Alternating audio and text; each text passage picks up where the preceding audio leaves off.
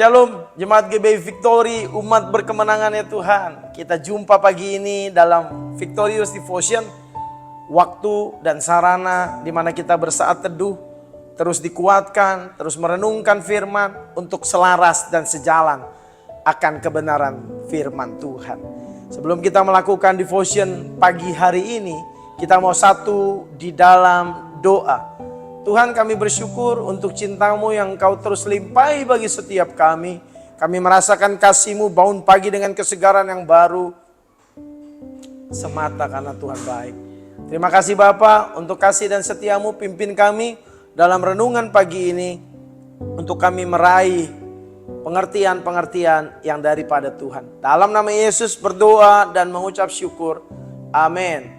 Bapak Ibu yang kekasih di dalam Tuhan, adik-adik youth dan teens yang saya kasihi, pagi ini kita bersyukur ya, karena kita bisa bersaat teduh kembali dengan semangat, dengan antusias, dengan menggebu-gebu di tengah-tengah keadaan kita. Apapun keadaan kita, mungkin sulit, ya mungkin menderita, tapi kita mau berdevotion bersama-sama.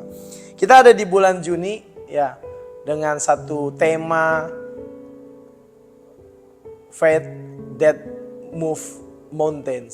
Iman yang memindahkan gunung. Ya, seringkali tapi dalam kehidupan kita menghadapi perkara-perkara yang sulit dan luar biasa sulit ya. Satu nats firman Tuhan dalam satu Raja-Raja pasal yang ke-17 ayat yang ke-14, demikian firman Tuhan. Sebab beginilah firman Tuhan Allah Israel, tepung dalam tempayan itu tidak akan habis dan minyak dalam buli-buli itu pun tidak akan berkurang sampai pada waktu Tuhan memberi hujan di atas muka bumi ini. Luar biasa ada janji Tuhan. Tetapi seringkali kita tidak menghadapi janji itu. Tidak langsung mengalami janji itu dan menikmatinya. Judul pagi ini saya memberikan satu judul, uang habis, iman jangan.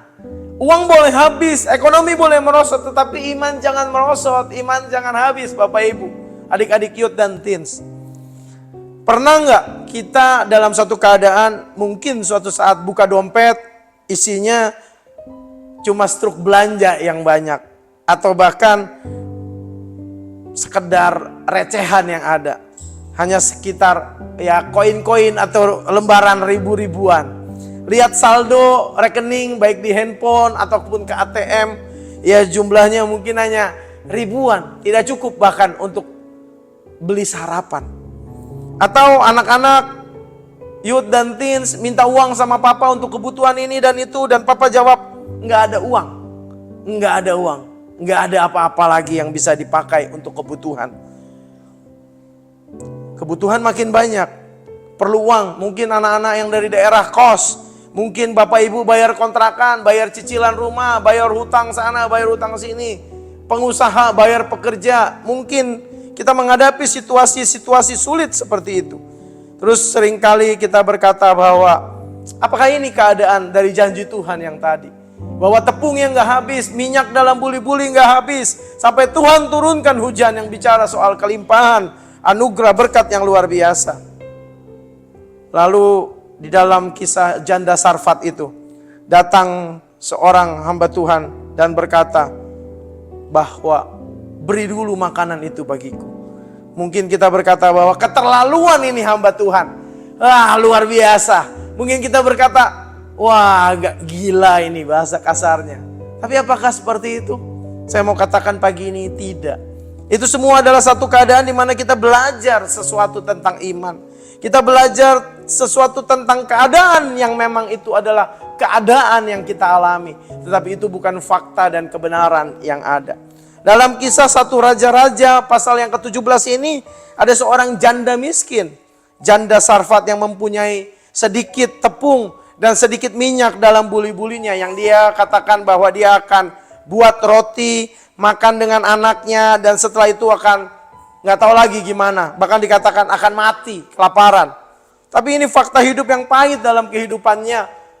Pun dalam kehidupan kita saat ini, mungkin kita menghadapi situasi-situasi keadaan ekonomi, keuangan yang seperti itu. Tetapi seperti judul renungan kita, uang habis, ekonomi merosot, tetapi iman jangan habis. Iman jangan merosot. Kita mau belajar. Lalu dalam keadaan seperti itu muncullah seorang hamba Tuhan. Di sini Elia, seorang utusan Tuhan, dan dia bilang, buatkan dulu roti itu bagiku. Ya, tadi saya katakan egois, mungkin gila, mungkin gak tahu diri ini hamba Tuhan. Tetapi jangan pernah kita berkata demikian. Tapi tanam dalam hati ini situasi untuk kita, melatih kita untuk kita beriman kepada Tuhan. Ada 3 fakta kehidupan dalam iman melalui seorang janda Sarfat ini. Yang pertama adalah krisis finansial itu nyata, tetapi bukan akhir dari segalanya. Kita mengalami kesulitan. Yes, saya waktu dibagikan ini, wow luar biasa ini Om Sadrak. Bagikan, jujur saya nggak tahu mau ngomong apa, karena jujur itulah keadaan saya saat ini. Mungkin gak banyak yang tahu karena orang melihat saya tetap tersenyum, tetap ketawa dan lain sebagainya. Tapi itulah keadaannya, krisis. Gak bisa bayar pekerja, gak bisa melanjutkan proyek, utang banyak, ratusan juta dan lain sebagainya. Tapi saya mau melatih iman, percaya. Krisis finansial itu nyata, yes, that is real. Tetapi itu bukan ending dan bukan akhir dari segala sesuatu. Krisis bukan alasan untuk menyerah. Justru saat itulah Tuhan ada dan menunjukkan belas kasihan di dalam kehidupan kita di tengah-tengah keadaan krisis finansial ekonomi itu. Yang kedua adalah memberi bukan tunggu berlebih. Wow, janda Sarfat memberi ketika ia hampir tidak punya apa-apa. Detik-detik terakhir yang dia nikmati, itulah akhir dari kehidupannya pada saat itu dikatakan. Tetapi kita lihat janda Sarfat itu tunduk pada perintah hamba Tuhan itu. Elia itu, dia memberikan roti itu dan dia taat. Dapatkah kita memberi dalam keadaan kekurangan? Bapak Ibu yang kekasih, memberi bukan soal beban atau seakan-akan kewajiban yang harus kita lakukan. Tapi memberi adalah suatu hak istimewa yang dapat kita kerjakan karena cinta kita, karena kita sadar kita telah diberi dengan luar biasa. Memberi itu nggak hanya soal uang, tetapi uang iya. Dalam pekerjaan Tuhan, dalam pelayanan, butuh uang, yes. Ayo kita memberi yang terbaik. Pelayanan, waktu, dedikasi diri, kita beri untuk Tuhan. Di tengah-tengah kekurangan kita, ayo tetap lakukan itu. Kita mungkin banyak berpikir, kalau saya beri nanti, pada saat kita kaya, oh no. Kita belajar memberi pada saat kita kekurangan, itu luar biasa. Iman yang justru diuji saat kita memberi, saat kita tidak memiliki kemampuan, tapi kita mau memberi yang terbaik. Itu iman. Yang ketiga adalah Tuhan gak langsung beri kita banyak.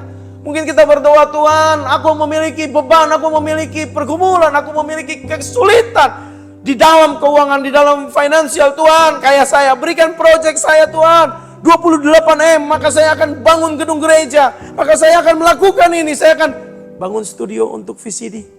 10 katanya. Oh, Tuhan ternyata tidak menjawab langsung.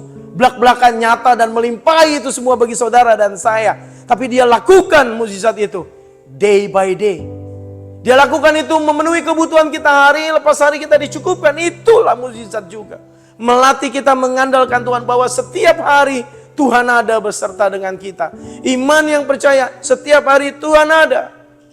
Uang habis, uang merosot, ekonomi hancur, iman jangan. Dalam keadaan kita saat ini, saya nggak tahu keadaan kita. Keuangan ya, semua ekonomi merosot. Tetapi iman kiranya tetap bertumbuh melonjak ke atas. Dan dia tampil dan berkata, Allahku dahsyat, day by day indeed. Benar-benar hari lepas hari Tuhan berkarya dengan luar biasa. Dengan cara melimpahinya seperti apa? Lewat hari lepas hari. Nangis ya, nangislah bersama dengan Tuhan. Tapi biar orang melihat senyummu, bukan munafik. Tetapi karena engkau dan saya percaya ada Tuhan.